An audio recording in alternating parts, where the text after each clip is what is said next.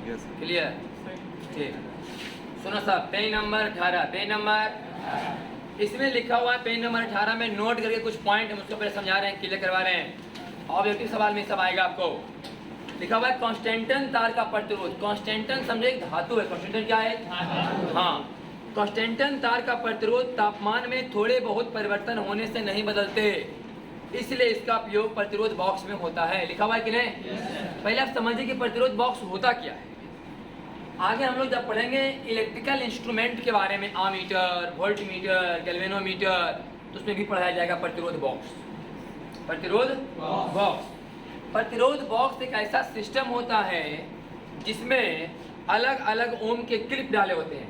1 ओम, 2 ओम, 2 ओम, 3 ओम, 5 ओम, 10 ओम, 20 ओम, ऐसे करते करते बहुत सारे क्लिप डाले होते हैं। उसमें सुविधा होता है कि आपको अगर 50 ओम चाहिए, कितना चाहिए? 50 ओम। तो उसमें से 50 ओम जहाँ लिखा हुआ क्लिप को निकाल दो, तो बोला पूरा डिवाइस 50 ओम की तरह काम करना शुरू कर देगा। ऐसे करते करते आप 1000 ओम तक उसको बना सकते हैं। मान लिया आपको काम है 999 ओम का, 999, तो 500 निकालो, 2 को 216 निकालो, 5 4 900, फिर 50, फिर 2 को 20, समय है कि नहीं? ऐसे कर, और कितना बचा? 9 ना, फिर 5 और 2 को 2, उसमें ऐसा सेटिंग रहता है। ऐसा 1000 ओम तक कुछ तुम चाहेगा समुचे मतलब उसमें बन जाएगा। तो 1 से लेके 1000 तक लिखा हुआ नहीं रहता है, कुछ कुछ संख्या उसमें लिखा हुआ रहता है जिसको आप चाहें तो बना सकते हैं 1 से लेकर के 1000 ओम तक। इसको बोलते हैं प्रतिरोध बॉक्स, रेजिस्टेंस बॉक्स होता है, जिसमें जब चाहे जितना ओम हम, और काम आता है एक्सपेरिमेंट।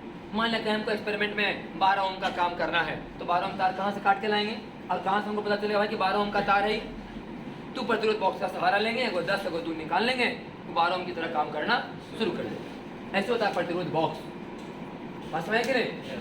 तो प्रतिरोध बॉक्स में लिखा हुआ है कि कांस्टेंटन के तार का उपयोग किया जाता है। बोले क्यों?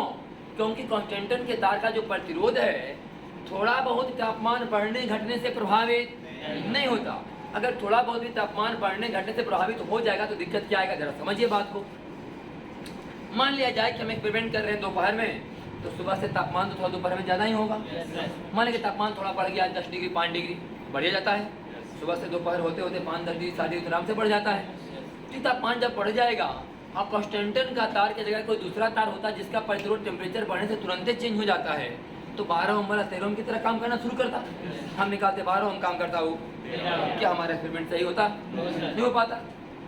इसलिए उसमें ऐसे तार का उपयोग किया जा रहा है जिसका प्रतिरोध तापमान के थोड़ा बहुत चेंज होने से भी उसमें परिवर्तन नहीं होना चाहिए। क्लियर हुआ कि नहीं? ऑब्जेक्टिव के तौर पर यही याद करना है हमको कि प्रतिरोध बॉक्स में किस तार का उपयोग होता है? कांस्टेंटन का। इसका उपयोग होता है कांस्टेंटन वायर का उपयोग होता है। क्यों होता है जनरली आता नहीं, लेकिन क्यों होता है ये बात हम लोग समझ गए। क्योंकि थोड़ा बहुत टेम्परेचर चेंज होने से उसके प्रतिरोध में कोई असर नहीं होता। क्लियर ना? दूसरा पॉइंट, ये 10वां क्लास में पढ़ाने जो दूसरा पॉइंट पढ़ाने जा रहे हैं हम कि टंगस्टन का मेल्टिंग पॉइंट बहुत ज़्यादा है, 3600 डिग्री सेंटीग्रेड या व्हाइट हॉट होने तक नहीं पिघलता, इसलिए इसका उपयोग फिलामेंट बनाने में होता है। पढ़ा है ना कि बल्ब का फिलामेंट किसका बना होता है? टंगस्टन का। किसका बना होता है? क्यों? क्योंकि उसका मेल्टिंग पॉइंट बहुत ज़्यादा होता है, गलनांक बहुत ज़्यादा है। साधारण वायर लेंगे और हाई वोल्टेज जब मिलेगा तो जब गर्म होगा तो गल करके गिर जाएगा। टंगस्टन का वायर लेते हैं जे, तो कभी कभी हाई वोल्टेज आता है तो बॉल फ्यूज हो जाता है। बॉल फ्यूज होने का मतलब वही तार का गल जाना। बॉल फ्यूज होने का मतलब ये जो है उसमें जो होता है ना वायर, जो होता है ना निकला हुआ छोर, अब बीच में को स्प्रिंग की तरह तार ऐसे से लगा हुआ। कभी कभी देखना कि मैंने क्या हो गया कि बॉल फ्यूज हो गया, लेकिन तरवा क्या होता है हट जाता है खाली। कभी कभी होता है कि गल के तरबे छोटा हो गया, लाख उपाय करो तो टच नहीं होगा। कभी होता है खाली तरबा क्या हो गया, छूट गया। हम लोग इससे इससे करते करते करते करते करते करते मान कभी कभी टच हो गया, है कि नहीं? अब कि बॉल जलना शुरू, बोला कि फ्यूज वाला बॉल क्या बना देंगे। तो फ्यूज होने क्या मतलब है? बस वो तार का छूट जाना। दो तार ऐसे रहता है और बीच में दोनों तार के बीच में स्प्रिंग की तरह पतला सा तार लगा होता है, फिलामेंट, पूरा तरवा क्या हो जाता है, छूट जाता है। और कहीं दोनों से छूट गया तो फिर कहानी, हाँ फिर बहुत एडजस्ट नहीं हो पाएगा, तुम हिलाएगा इधर उधर। तो अचानक मान हिला दिया, जोर से फंस गया तो हाँ भाई जल गया। फंस में है कि नहीं? ऐसा होता है। तो जो तार होता है किसका बना होता है? टंगस्टन का। तो उसका मेल्टिंग पॉइंट बहुत ज़्यादा होता है। इसमें लिखा हुआ है कि वह व्हाइट हॉट होने तक भी नहीं पिघलता। आप कभी देखे होंगे जब डीम वोल्टेज रहता होगा तो पीला पीला दिखाई देगा, है कि नहीं? जब वो जलेगा फिलामेंट तो पीला पीला और लाइटें नहीं करेगा, खूब वोल्टेज आएगा एकदम उजला, है कि नहीं? खूब वोल्टेज आएगा ना एकदम फिलामेंट में एकदम उजला दिखाई, फिलामेंट पर पता नहीं चलेगा फिलामेंट है, दिखाई नहीं देगा फिलामेंट, इतना आँख पर चमकीला मारेगा लाइट एकदम। लेकिन जब पीला पीला जलेगा तो दिखाई देगा कि रहता है इतनी दूर में जल रहा है, बाकी कहीं जल नहीं रहा, फिलामेंट पर साफ साफ दिखेगा। तो उसमें अभी मतलब येलो हॉट होता है, उसमें पीला कलर का हॉट रहेगा, गर्म रहेगा। जब हाई वोल्टेज आता है तो वाइट हॉट जाता है। मतलब समझ लो ये बात कि अगर किसी मटेरियल को थोड़ा बहुत गर्म करो तो पीला कलर का होगा, खूब गर्म करो तो एकदम उजला कलर पर आ जाएगा। कभी तुम देखना लोहार को भट्टी उठी में लोहा को तपाते तो अगला पोर्सन में तुम लोहा का जो रहेगा ना उजला नजर आएगा, और धीरे धीरे धीरे धीरे पीला लाल इधर नीचे नीचे में नजर आएगा, जो कम गर्म रहेगा वो। बस में है कि नहीं? तो वाइट हॉट होने का मतलब है कि बहुत हाई टेम्परेचर देने के बावजूद भी टंगस्टन का तार गल नहीं रहा, इसलिए उसका उपयोग हम लोग फिलामेंट बनाने में कर रहे हैं। तीसरा पॉइंट यही पढ़े होंगे आप लोग कि हीटर में किसका उपयोग होता है? नाइक्रोम के तार का। किसका उपयोग होता है? हाँ, क्योंकि नाइक्रोम का तार येलो हॉट होने तक नहीं पिघलता या रेड हॉट होने तक नहीं पिघलता है, लिखा हुआ ना कि नाइक्रोम के तार का उपयोग हीटर वायर के रूप में होता है, क्योंकि यह रेड हॉट होने तक नहीं पिघलते। रेड हॉट मतलब समझ आ रहा है ना? व्हाइट हॉट के पहले क्या होता है कोई भी चीज? Red hot. फिलामेंट के बारे में सोचो, पहले वो रेड हॉट होता होगा, तब क्या होता होगा फिर व्हाइट हॉट। जैसा वोल्टेज वैसा होता होगा। कम वोल्टेज मैंने कम हीट हो रहा है, ज़्यादा वोल्टेज मैंने हीट हो रहा है। तो हम लोग जो मतलब हीटर है हमारा, उसमें क्या उपयोग होता है? नाइक्रोम के तार का। और बल्ब में फिलामेंट बनता है टंगस्टन के वायर का। और रेसिस्टेंस बॉक्स में कॉन्स्टेंटेन वायर का, कॉन्स्टेंटेन वायर का। और एक बात आप भी समझ, जैसे देखो हम लोग जब लालटेन से पढ़ते थे तो लालटेन का बाहर वाला दीवार काला होता था कि अंदर वाला? अंदर वाला ना। तो जब बल्ब बनता है तो बल्ब के अंदर एक फिलामेंट लगा होता है, फिलामेंट भी तो जल रहा है अंदर में। अगर उसको हल्का सा भी ऑक्सीजन मिलेगा जलते जलते तो क्या करेगा? धुआं पैदा करेगा कि नहीं? और धुआं पैदा करेगा तो शीशा के अंदर से धुआं जाके शीशा में सट जाएगा, अब लाइट बाहर अवे नहीं करेगा। इससे बचने के लिए जब बल्ब बनाया जाता है तो बल्ब के अंदर से गैस को क्या करते हैं? हवा को निकाल लेते हैं, ऑक्सीजन को। ऐसा नहीं कि खाली बल्ब बनाए, फिलामेंट डाले या कस दिए तो एक मरते जलेगा, दोबारा लाइटों नहीं करेगा। अंदर में जलेगा, बाहर प्रकाश नहीं आएगा, क्योंकि अंदर में ऑक्सीजन में थोड़ा सा बहुत रह जाएगा। फिलामेंट पर जैसे जलेगा, ऑक्सीजन में जलेगा, अंदर में धुआं पैदा हो जाएगा, दीवार पर सब चिपक जाएगा, लाइट बाहर अभी नहीं करेगा। तुम देखना कहीं पुराना बल्ब को बाहर से कहते हो साफ करो, लाइट अभी नहीं करेगा, लेकिन साफे नहीं हो रहा है। वास्तव में कहाँ से गड़बड़ हो गया है? अंदर से बार बार खोलते कसते लीक हो जाता है थोड़ा बहुत होल्डर बार। और मान लिया अंदर थोड़ा एयर चला गया, वो एयर जल जाता है बल्बा के जलने के समय। तो बल्बा जला, एयर जल गया, अंदर में दीवार क्या हो गया? हल्का हल्का काला काला धब्बा आ गया। बस में है कि नहीं जल पाता। इसलिए हम लोग बोलते हैं कि जब बल्ब बनाया जाता है तो बल्ब के अंदर से ऑक्सीजन निकाल करके उसके अंदर में निष्क्रिय गैस भर दिया जाता है। भरते कि नहीं? निष्क्रिय गैस जो कि काम करने वाला नहीं, जलने में सहायता नहीं करेगा, वो निष्क्रिय है। उसकी बात है, इसमें लिखा हुआ होगा कि बल्ब के अंदर इवापोरेशन को रोकने के लिए नाइट्रोजन, आर्गन, नियोन जैसे गैसों को भर दिया जाता है। नीचे में लिखा हुआ एक बात और लिखा होता है कि फ्यूज के तार का प्रतिरोध हाई और मेल्टिंग पॉइंट लो होता है। फ्यूज का जो तार होता है उसका मेल्टिंग पॉइंट क्या होना चाहिए? लो, ताकि एकदम पतला तार लगा हुआ है, ताकि जैसे करंट वोल्टेज बढ़े, करंट में ज़्यादा तो तरवा क्या हो जाए? गल के गिर जाए। अगर तार नहीं गलेगा तो अगला डिवाइस जो इससे जुड़ा हुआ है वो क्या हो जाएगा? बर्बाद हो जाएगा मेरा, है कि नहीं? इसलिए हम लोग फ्यूज में जब वायर लगाते हैं एकदम पतला वायर, इतना पतला जिसका मेल्टिंग पॉइंट बहुत क्या होना चाहिए? लो, कि जल्दी पिघल के गिर जाए। थोड़ा बहुत वोल्टेज हाई हो, पहले फ्यूज गिर के मैंने क्या हो जाए? गल जाए। आजकल तो मैंने फ्यूज तो वाला सिस्टम खराब हो गया, आजकल MCB वाला सिस्टम आ गया, है कि नहीं? कहाँ जहाँ कुछ अपने आप MCB क्या हो जाएगा? गिर जाएगा। लेकिन अब MCB वाला ये मतलब देख रहे हैं कि MCB वाला सिस्टम है। पहले क्या था? इस सब नहीं बात, फ्यूजन नहीं था एक मतलब सुविधा, जहाँ हम लोग तार मतलब पतला पतला तार लगाते थे कि अगर मैंने जब वोल्टेज हाई होगा करंट का मान बढ़ेगा, जब वायर गर्म होंगे तो गर्म होकर क्या होंगे? पिघल के गिर जाएंगे। तो कम करंट फ्लो होने का ये जो मौका देगा, ज़्यादा करंट फ्लो होने नहीं देगा। ज़्यादा करंट कहीं फ्लो होने का ये दे दिया तो अगर ये नहीं गल के गिरा तो अगला जैसे डिवाइस जुड़ा हुआ है वो बर्बाद हो जाएगा हमारा। तो इसे बचने के लिए हम लोग क्या लगा रहे हैं? फ्यूज का वायर। इधर नहीं साहब, आज हम लोग पढ़ने जा रहे हैं कॉम्बिनेशन ऑफ रेसिस्टेंस। 10वीं क्लास में पढ़ा होगा ना, श्रेणी क्रम संयोजन और समानांतर क्रम संयोजन, वही पढ़ना है। कॉम्बिनेशन ऑफ रेसिस्टेंस, प्रतिरोधों का कॉम्बिनेशन मतलब संयोजन। पहला कौन कॉम्बिनेशन है? श्रेणी क्रम संयोजन। कौन कॉम्बिनेशन है? श्रेणी क्रम संयोजन। ध्यान से सुनिए, श्रेणी क्रम संयोजन। सीरीज कॉम्बिनेशन ऑफ रेसिस्टेंस, प्रतिरोधों का श्रेणी क्रम संयोजन। ध्यान सुनिएगा, प्रतिरोध कोई भी श्रेणी क्रम में तब कहा जाता है जब हर एक प्रतिरोध से प्रवाहित होने वाली विद्युत धारा का मान समान हो। सही कि नहीं? परिभाषा आई कि बहुत सारे प्रतिरोध श्रेणी क्रम में तब कहे जाएंगे यदि प्रत्येक प्रतिरोध से गुजरने वाली विद्युत धारा का मान क्या हो? समान हो, लेकिन वोल्टेज सब में क्या खपत हो? अलग अलग। वोल्टेज सब में खपत क्या हो? हाँ, पूरा बात ध्यान सुनिएगा कहानी की तरह। मान लिया जाए बैटरी हमने लगा दिया V वोल्ट का। कितना वोल्ट का? आपके पास बात पता है ना, इधर प्लस प्लेट इधर, तो बैटरी के प्लस प्लेट का वोल्टेज कितना होता है? V plus. माइनस प्लेट का वोल्टेज, इसमें से हाई वोल्टेज कौन है? प्लस वाला, और माइनस वाला को लो वोल्टेज कहा जाता है। माइनस वाला को नेगेटिव वोल्टेज, प्लस वाला को पॉजिटिव वोल्टेज। प्लस माइनस कहने का मतलब होता है हाई और लो। तो प्लस प्लेट का मतलब हाई वोल्टेज, माइनस का मतलब, और हाई वोल्टेज हटाओ लो वोल्टेज, तो हम लोग बोलते हैं पोटेंशियल डिफरेंस। क्या बोलते हैं? विभवांतर। विभवांतर मतलब विभव में अंतर। विभवांतर मतलब विभव में मतलब हाई वोल्टेज और लो वोल्टेज में अंतर को बोलते हैं विभवांतर। तो हम बताए थे 12 पहले भी कि अगर ये 12 वोल्ट का बैटरी का है, 12 वोल्ट का, इसका मतलब समझो कि ये वाला वोल्टेज और ये वाला वोल्टेज में अंतर 12 वोल्ट है। समझाए थे कि नहीं? अगर ये बैटरी 12 वोल्ट का है, इसका यह अर्थ निकलता है कि इस वाला प्लेट का वोल्टेज और इस वाले प्लेट के वोल्टेज में अंतर कितना है?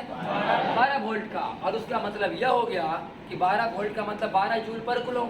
समझाए थे ना कि 12 वोल्ट का मतलब हुआ 12 जूल पर कूलम। मतलब कि जब यहाँ से 1 कूलम चार्ज निकलेगा, कई कूलम, तो कितना एनर्जी लेके निकलेगा? 12 जूल। जब भी बटा वाला फॉर्मूला समझ में नहीं आए, नीचे क्या मानो? 1 और ऊपर का आंसर समझो। माने 1 कूलम में कई जूल? बराबर 12 वोल्ट हो गया। 1 कूलम चार्ज अगर 12 जूल लेके बैटरी से निकलता है तो बैटरी का पोटेंशियल को हम लोग 12 वोल्ट कहते हैं। अगर ये बैटरी 24 वोल्ट का होता तो समझ लेते कि बैटरी से जब 1 कूलम चार्ज निकलेगा 24 जूल लेके निकलेगा। वास्तव में हम बताए थे कि बैटरी क्या करते हैं? एनर्जी देते हैं। किसको? चार्ज को। और चार्ज उस एनर्जी को लेकर के जाता है, सबको थोड़ा थोड़ा बांटता है। जो डिवाइस यहाँ पर चल रहा है, पता है कि नहीं? तो मान लो यहाँ से 1 कूलम चार्ज निकला, 1 कूलम चार्ज तो कई जूल लेके निकला, तो 12 जूल में कुछ इसको देगा, है कि नहीं? इसको दिया मान लिया कई जूल, V1 जूल। यहाँ से कई जूल लेके निकला 12 जूल को हम लोग क्या बोलेंगे अभी? V joule. 12 लिखना ठीक बात? अभी तो थ्योरी हो रहा है ना, क्वेश्चन थोड़े जो 12 वोल्ट लिखें, समझने के लिखे 12 वोल्ट। तो यहाँ से क्या वोल्ट है? V volt. क्या वोल्ट है? तो V वोल्ट का मतलब V जूल। V वोल्ट का मतलब यहाँ से 1 कूलम चार्ज निकला कई जूल लेके, तो V जूल में V1 इसको दिया, V1 जूल इसको दिया, V2 joule, V3 joule, Vn joule इसको दिया। बस में कि नहीं? अब पूरा एनर्जी बर्बाद करके फिर बेचारा मुंह लटका के यहाँ पर बैटरी के पास आके खड़ा हो गया कि फिर से हमें एनर्जी भरो, फिर हम लेकर के जाएंगे। ये काम है किसका? चार्ज। चार्ज यही काम करता है, बैटरी से एनर्जी उठाता है, फिर बाट उठ के आता है, फिर यहाँ पर खड़ा हो जाता है, फिर उधर से घुसता है, फिर बैटरी से एनर्जी उठाता है, फिर बाट उठ के आता है। ये कहानी बार बार चलते रहता है। अब आप समझिए, अगर ये वोल्ट है, ये भी तो वोल्ट हुआ ना, वास्तव में है एनर्जी, लेकिन एनर्जी कौन लेके जा रहा है? 1 कूलम चार्ज। तो जब 1 कूलम चार्ज एनर्जी लेके जाता है उसे क्या बोलते हैं? वोल्ट। जब 1 कूलम चार्ज एनर्जी लेके जाता है क्या बोलते हैं? वोल्ट। तो V1 वोल्ट हो गया, ये क्या हो गया? V2 volt. मैंने 1 कूलम चार्ज ने V1 जूल इसको दिया, इसको हुआ V1 वोल्ट। 1 कूलम चार्ज ने अपना V2 जूल इसको दिया, इसको मिला V2 वोल्ट। 1 कूलम चार्ज ने अपने हिस्सा से V3 वोल्ट इसको दी, मैंने V3 जूल इसको दिया, इसका वोल्ट V3 वोल्ट। अपने एन मतलब क्या? 1 कूलम चार्ज ने अपने हिस्सा से Vn जूल इसको दिया, इसका वोल्ट Vn। इसका मतलब यही ना V बटा सब में हम लिख सकते हैं कि V बराबर V1 plus V2 plus V3 plus dot dot. सही कि नहीं? अच्छा, अब यहाँ से 1 कूलम चार्ज निकला था, 1 कूलम, तो समुच्चय से 1 कूलम चार्ज नहीं जाएगा, ऐसा थोड़े रास्ते कूलम 2 कूलम। जब 1 कूलम चार्ज यहाँ से निकला तो समय कितना जाएगा? 1 कूलम चार्ज। अब 1 कूलम चार्ज जाने का मतलब क्या? करंट है ना, चार्ज दोनों काम कर रहा है। चार्ज, जब यहाँ से चार्ज चलते हैं तो चार्ज थोड़े चलते हैं, पार्टिकल चलते हैं। क्या चलते हैं? Electron, positron. इधर से पढ़ेंगे तो इलेक्ट्रॉन, इधर से पढ़ेंगे तो वास्तव में पॉजिट्रॉन चल रहे हैं और उनके अंदर में चार्ज भी है और चार्ज के साथ साथ एनर्जी भी है। तो जो एनर्जिया बांट रहा है उसको वोल्ट बोल रहे हैं, आज चार्ज जो बांटेगा उसे करंट बोलेंगे। सही कि नहीं? तो मान लिया जाए कि 1 सेकंड में यहाँ से कुछ चार्ज निकला तो 1 सेकंड में जितना चार्ज है उसे क्या बोलेंगे? करंट। तो इसका मतलब है कि अगर यहाँ से आई करंट गया, इसका मतलब सबसे कितना करंट गया? आई। करंट क्या है? 1 सेकंड में प्रवाहित होने वाला आवेश। 1 सेकंड में प्रवाहित होने वाला आवेश। तो 1 सेकंड में मान लिया यहाँ से 10 कूलम चार्ज निकला तो 10 कूलम सबसे मिल जाएगा। तो करंट बराबर 10 एम्पियर। तो 10 एम्पियर सबसे हो गया कि नहीं? तो करंट का मान समय क्या होगा? बराबर। लेकिन एनर्जी का मान समय बराबर, एनर्जी बढ़ते जा रहा है। बात क्लियर हुआ कि नहीं? वैसा कॉम्बिनेशन जिसमें हर एक प्रतिरोध से होकर गुजरने वाली विद्युत धारा का मान क्या हो? समान हो, लेकिन उनके छोरों के बीच का विभवांतर क्या हो? अलग अलग। ऐसे कॉम्बिनेशन को हम लोग क्या बोलते हैं? Series combination. इसमें कोई दिक्कत है ना? आप बात समझिएगा ध्यान से। तो मान रेजिस्टेंस कितना है? ई वाला, ई वाला और ई वाला। तो इसके हिसाब से फार्मूला होना चाहिए V बराबर आई आर। होना चाहिए कि नहीं? तो इसके हिसाब से V बराबर, तो इसके हिसाब से और इसके हिसाब से, सही है ना? अब ध्यान सुनिए, सवाल रहता क्या है? सवाल क्या कह रहा है? सवाल कह रहा है कि हाँ कई गो रेजिस्टेंस लगल है? एन गो।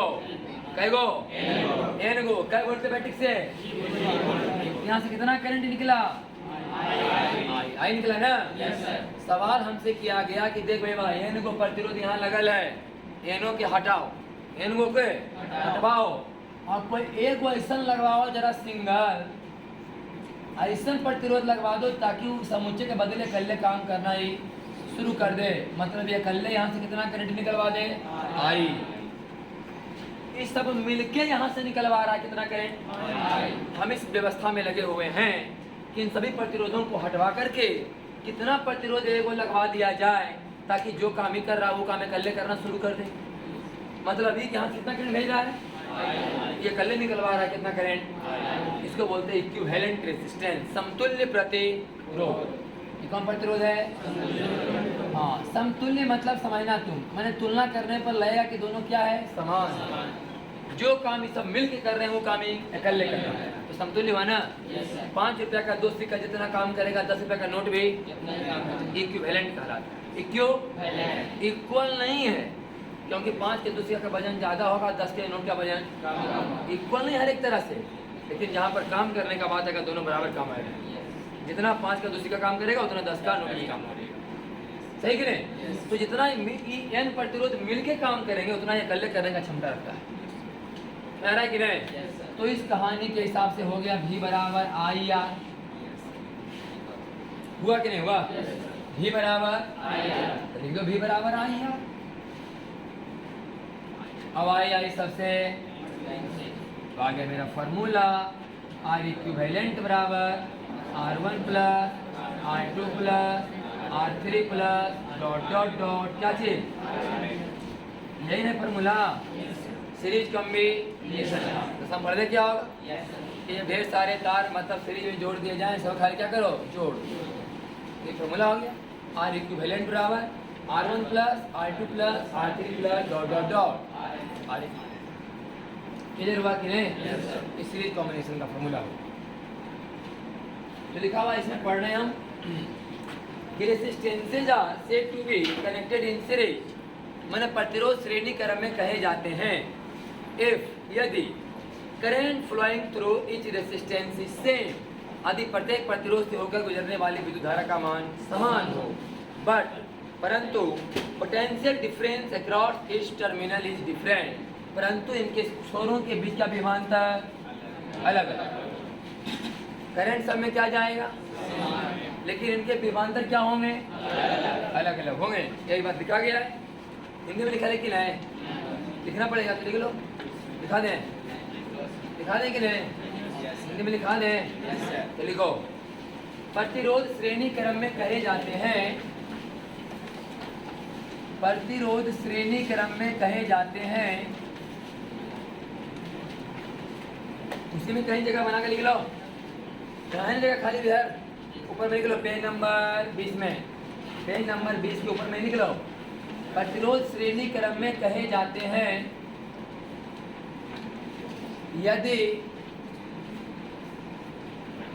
यदि प्रत्येक प्रतिरोध से होकर गुजरने वाली विद्युत धारा का मान, गुजरने वाली विद्युत धारा का मान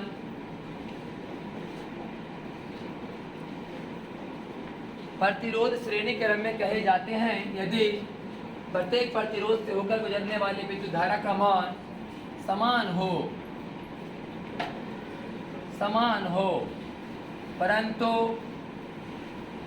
परंतु उनके सिरों मतलब किनारों, परंतु उनके सिरों के बीच का विभवांतर,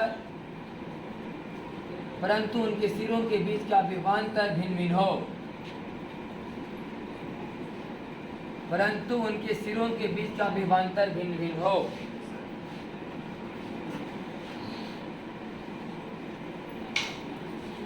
प्रतिरोध श्रेणी क्रम में कहे जाते हैं यदि प्रत्येक प्रतिरोध से होकर गुजरने वाली विद्युत धारा का मान समान हो, परंतु उनके सिरों के बीच का विभवांतर भिन्न भिन्न हो। लिख लिए? आगे बढ़िए।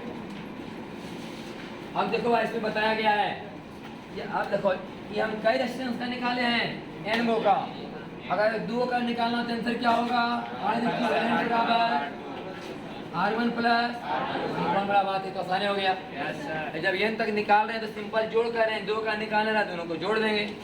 तो सीरीज कॉम्बिनेशन में R इक्विवेलेंट बराबर क्या होता है, R1 प्लस, हाँ मन के तो आप ऐसे ही पढ़ सकते हैं RS मतलब resistance in series, resistance in series, S मतलब सीरीज। तो कभी कभी लिखेंगे RS और RP, तो समझ आना कि RS मतलब लिखा है कि श्रेणी क्रम संयोजन वाला, अब RP मतलब पैरेलल वाला, समानांतर क्रम संयोजन वाला। तो ऐसे RS लिखो चाहे R इक्विवेलेंट लिख लो बराबर R1 प्लस R2। दूसरा बात समझाया गया है कि अगर समुच्चय रेजिस्टेंस क्या हो, R ही हो, सब क्या हो, ऐसा ऐसा कै गो हो, N कै गो, तो बताओ N से कितना है, NR कितना आएगा, ध्यान देना कि दो रेजिस्टेंस R1 और R2 अगर सीरीज में है तो उनका आंसर आएगा R1 प्लस R2, और R का कै गो, N को सीरीज में आंसर बराबर NR, 5 5 का 10 को आंसर 50, समझा कि नहीं। 5 ओम का 10 मतलब प्रतिरोध अगर सीरीज में लगाया गया है तो उसका नेट आंसर कितना आएगा, 50 आएगा। माना क्लियर। अब हम लोग पढ़ेंगे समानांतर क्रम संयोजन, पैरेलल कॉम्बिनेशन।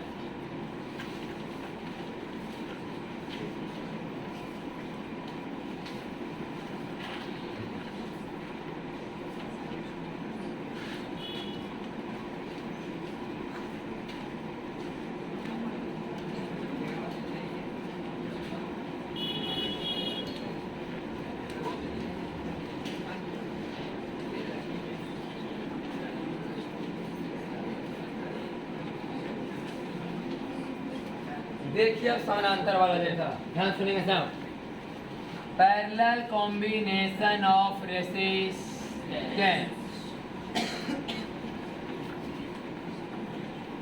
प्रतिरोधों का समानांतर क्रम संयोजन।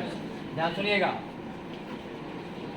एक रेजिस्टेंस कितना है R1, एक रेजिस्टेंस R2, एक resistance R3, dot dot dot Rn, कै गो, N गो, R1 R2 R3 dot dot dot Rn, N resistance लगा दिया गया, समानांतर क्रम में है ही।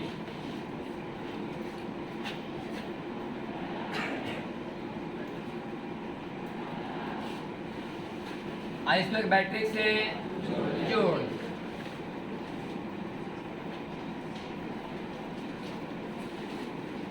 ठीक है, ध्यान सुनिए। क्या वोल्ट का बैटरी का है, 2 वोल्ट का बैटरी का ही। क्या बोल्ट का? अब देख भाई बाप, सभ्य कनेक्शन में ये बैटरी से है कि नहीं डायरेक्ट? समुच्चय का समुच्चय कनेक्शन ये बैटरी से डायरेक्ट है कि नहीं है? समुच्चय का समुच्चय कनेक्शन ये बैटरी से क्या है? डायरेक्ट। तो अगर 1 कूलम चार्ज, ध्यान समझना, 1 कूलम चार्ज अगर इसमें जाएगा तो इसको भी मिलेगा कई जूल? ये जूल है कि नहीं? 1 कूलम चार्ज इसमें जाएगा तो इसको भी कितना मिलेगा? ये जूल, क्योंकि समुच्चय डायरेक्ट कनेक्शन है किससे? बैटरी के। समझ आ रहा है बात की नहीं? घर में जो होता है वायरिंग ऐसा ही होता है। घर में वायरिंग ऐसे होता है ना, अगर पिछला वाला वायरिंग नहीं है, घर में वायरिंग करेंगे तो बीच में जाएगा बॉल खराब हो तो घर में पूरे अंधेरा। इसके पिछला वाला में, इसके पिछला वाला कनेक्शन में लगातार नहीं था, अभी से वो खराब हो लेता, अगला समुच्चय खत्म, कोई जलता है कोई नहीं जलेगा। तो घर में जो होता है जो मतलब वायरिंग ऐसा होता है कि अगर ये रूम वाला बॉल खराब हो गया तो ये रूम वाला खाली खत्म होगा, बाकी सब चालू रहेगा एकदम। बस मैं के लिए इससे तार ज़्यादा लग जाता है, तार ज़्यादा लगता है। हाँ, सब कनेक्शन है इसलिए तो बाहर समुच्चय में कह रहा है कि नहीं, ये गड़बड़ी है। लेकिन फायदा भी है, तार ज़्यादा लगने से क्या फायदा है कि नहीं? ये तो वो वाला कनेक्शन रहेगा सीरीज वाला, तो एक बॉल जहाँ कहीं खत्म हुआ पूरा घरे का लाइन खत्म हो गया। आज पैरल वाला में है कि वो खत्म हुआ तो कि वो खत्म होगा, ये वाला मायना खराब हो गया, ये वाला खत्म, बाकी सब जलते रहेगा अपना। तो घर में जो होता है कनेक्शन कैसा होता है? सब पैरेलल कॉम्बिनेशन। घर में वायरिंग कैसा होता है? सब पैरेलल कॉम्बिनेशन में वायरिंग किया जाता है। समझिए यहाँ से, अब मान लिया जाए कि यहाँ से कितना करंट निकला? आई। तो आई करंट में बटेगा ना सब में? अब सही कि नहीं? आई करंट क्या होगा? सब में बटेगा। अब यहाँ से मान लिया 4 कूलम चार्ज निकला, तो 4 कूलम चार्ज समय में थोड़ा थोड़ा जाएगा, एक तरह से तो नहीं जाएगा। हाँ, ये बात अलग है कि जिसमें रुकावट कम होगा वो रास्ता में ज़्यादा जाएगा, जिसका प्रतिरोध का मान कम होगा उसमें करंट ज़्यादा जाएगा, और इसमें प्रतिरोध का मान ज़्यादा होगा उसमें करंट का मान कम जाएगा। लेकिन जाएगा सब में अलग अलग। इसमें कितना जाएगा? इसमें और इसमें। इसका मतलब I बराबर I1 plus I2 plus I3 plus IN। सही है? इसमें करंट का बंटवारा हो रहा है, इसके पहले वोल्टेज का बंटवारा हो रहा है। इसमें बंटवारा किसका हो रहा है? करंट बंट रहे हैं। इसके पहले करंट सेम था, एक बार करंट निकला सबसे होते हुए गया, लेकिन सब वोल्टेज क्या खाया था? अलग अलग। इसमें क्या है? करंट का बंटवारा हो रहा है, आपका वोल्टेज क्या मिलेगा? सेम। तो इसको वोल्टेज कितना मिलेगा? V। सब कितना मिलेगा? V। तो सब जोड़े डेरिवेटिव कैसे? तो बोल I बराबर V बाई R, I बराबर तो फिर I बराबर और फिर I बराबर और फिर I बराबर और E वाला I बराबर, यहाँ से बोलो I बराबर V बटा R इक्विवेलेंट। फिर वही कहानी हो गया कि E वाला N तार को हटवा करके हम एक सिंगल तार लगवाना चाहते हैं ताकि दोनों बराबर काम करे। मैंने पूरा मिल करके यहाँ से कितना करंट खींचा, ये कर ले, यहाँ से कितना करंट निकलवा दिया, इक्विवेलेंट काम कर रहा है। दोनों एकदम क्या काम कर रहा है? इक्विवेलेंट, समतुल्य। अगर तुलना करके देखा जाए तो इस सर्किट और इस सर्किट में कोई अंतर नहीं है। जो सर्किट इसका है वही सर्किट इसका भी। इसमें यही करंट जा रहा V वोल्ट के बैटरी से, इसमें यही करंट जा रहा V वोल्ट के बैटरी से। इसका मतलब ये पूरा का पूरा ये कॉम्बिनेशन इसके बराबर हुआ कि नहीं? यहाँ से लेके I बराबर V बटा R इक्विवेलेंट, V से V सब तो आ जाएगा फार्मूला 1 बटा R इक्विवेलेंट बराबर 1 बटा R1 1 बटा R2 डॉट डॉट डॉट 1 बटा फार्मूला हो गया किसका? Parallel combination. पढ़ रहे हैं, साफ साफ लिखा हुआ इसमें कि resistances are said to be connected in parallel.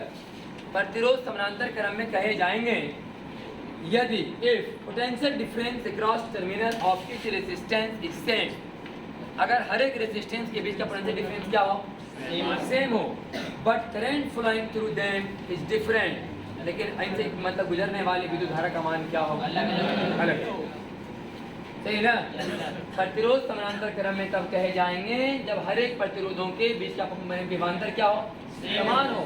लेकिन इनसे होकर गुजरने वाले विद्युत धारा का मान क्या होगा? अलग है।